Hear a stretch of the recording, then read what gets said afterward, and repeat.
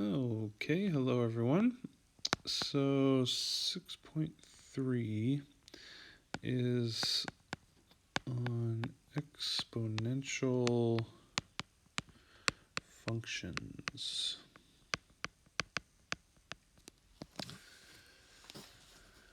All right, so the first couple sections of problems that are small sections are just going to ask is the equation an exponential function?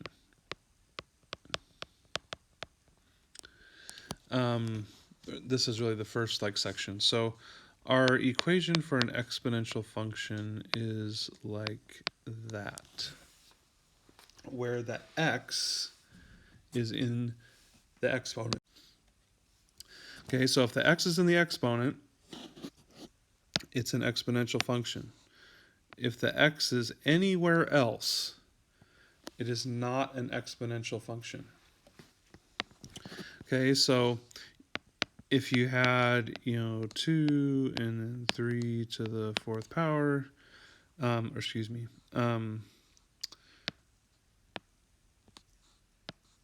3 to the x power, then that is exponential.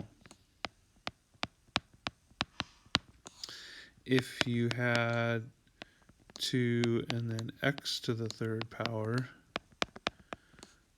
it is not exponential.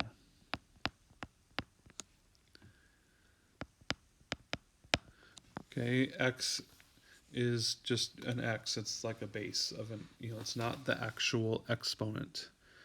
Okay, so really simply, it doesn't even matter the 2 and the 3 that are there. I could make those whatever numbers I want, positive, negative, fractions. It doesn't matter. It just matters where the x is. If it's in the exponent, it's an exponential function. If it's not in the exponent, then it's not an exponential function. That simple. Okay, so then you're going to have some where you're going to look at a chart. And it's kind of like points on a graph, but we don't need to graph anything. So if we had almost always when we look at a chart, we want to look at like how things change. And we're typically looking at how the y part changes. But so this is still, if I add 1 each time, and then this is add 2. Okay, and so I'll come back to like what that means in just a second. And then we have another one.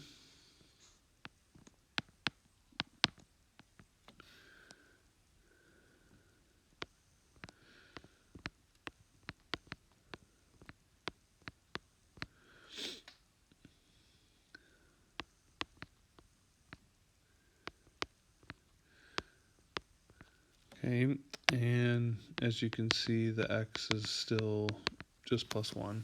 And a lot of times that's how it works. But how do I get from, 4 to 8? Well, initially I would say, well, plus 4, but then that's plus 8, and then that's plus 16. So I'm looking, I don't want to do that because I want it to be like the same thing each time. So what's another way to get from 4 to 8 would be times 2, and then 8 times 2 is 16, and 16 times 2 is 32.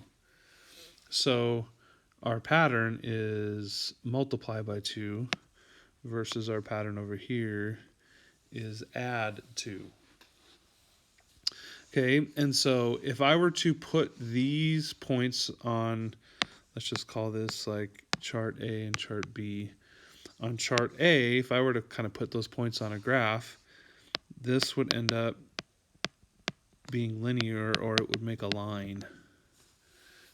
because the pattern is addition.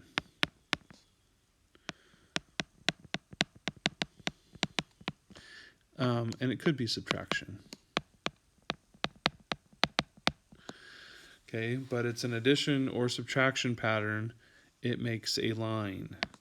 Over here, this is exponential because it's multiply, and it could be divide pattern.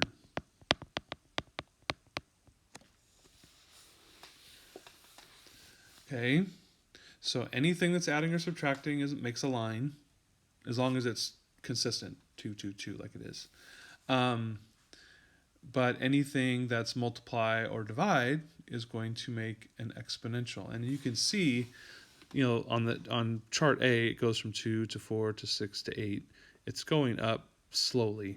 And then the chart B goes from 4 to 8 to 16 to 32. It's getting bigger a lot faster. Okay, and that's an indication of an exponential function. Okay, so you'll have a few problems where you look at the equation, is the x in the exponent, and then you'll have a few that you look at the chart, and you want to just basically, is the pattern addition or subtraction? Then it would be not an exponential function. And then if the pattern is multiply or divide, then it is an exponential function. Okay, so you're just identifying.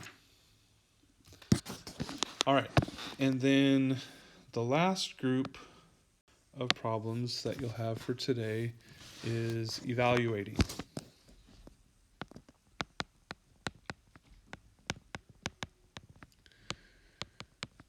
Exponential functions. So remember this word evaluate. That means plug in. We've used that word before, and I've tried to say anytime the directions say evaluate, that means you're going to plug something in. Okay, so it'll be kind of obvious, I think, when you look at the problem, because you'll see something like this.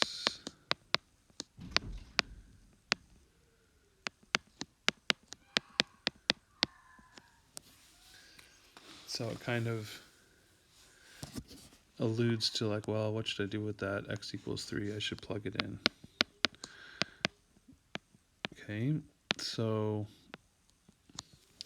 we always do exponents first. Now it's like order of operations. Inside the parentheses, well, it's just a 5, then exponents. So I do 5 to the third power. 5 times 5 is 25. 25 times 5 is 125. And then I do negative 2 times 125, or negative 250. Okay, never multiply these two things together first. Do not do negative 2 times 5 and then the exponent. Okay, that'll never work out. So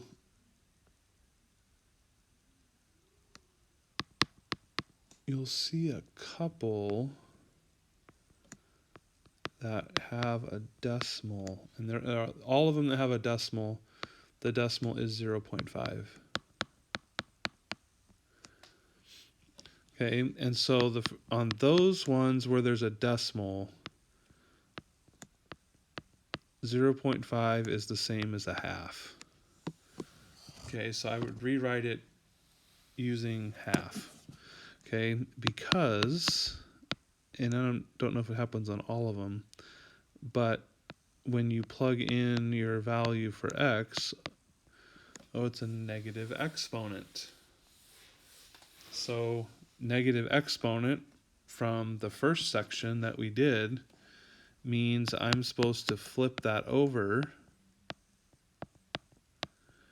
and make the exponent positive. So really it's just 2.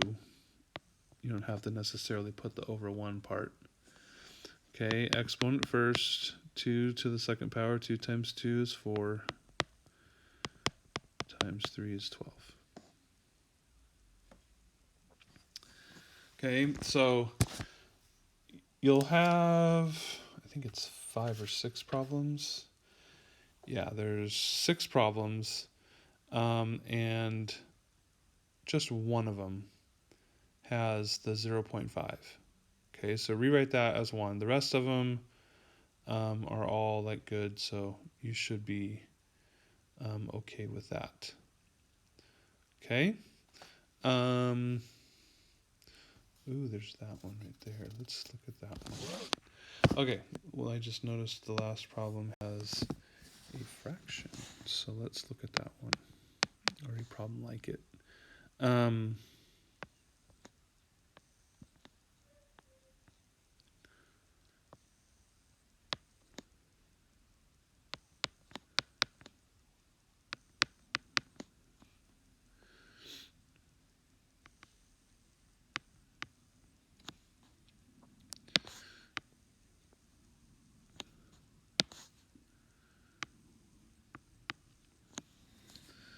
Okay, so when we go to plug it in,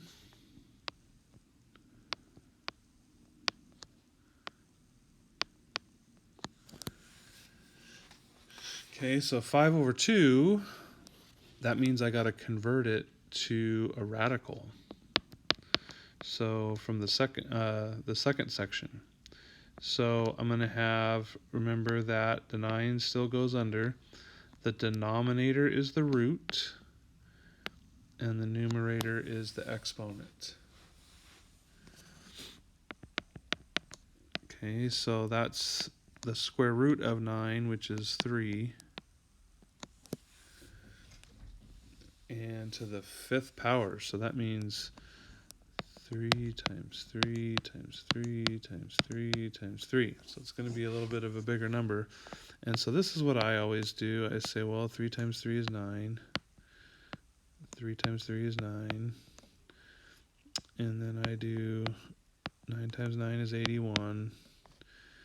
And then I multiply those together. I think it's easier, a little faster, but